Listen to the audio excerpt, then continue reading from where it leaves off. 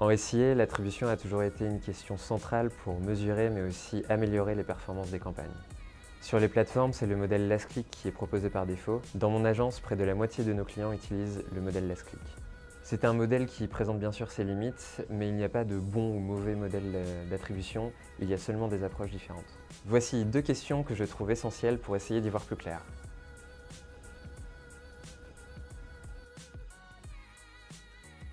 Choisir un modèle d'attribution, c'est choisir comment vous allez valoriser les contacts qui se font entre les internautes et votre marque. C'est donc important de connaître votre parcours client. Vous pouvez regarder le nombre de contacts entre votre marque et les internautes jusqu'à l'achat. Dans le secteur du voyage, le parcours de conversion peut aller jusqu'à 250 points de contact différents selon Google, une configuration bien différente d'un parcours à un seul point de contact SIA pour un achat impulsif par exemple. Le délai de conversion est aussi une donnée intéressante. Vous n'aurez probablement pas la même approche entre un cycle de conversion étalé sur quelques mois et un cycle beaucoup plus court étalé sur quelques heures ou quelques minutes.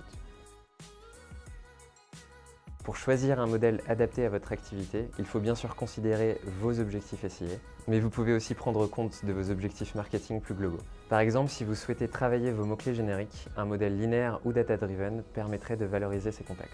Mais si vous avez une marque très forte, vous pouvez vous diriger par exemple vers un modèle qui vous permet de déprioriser la marque.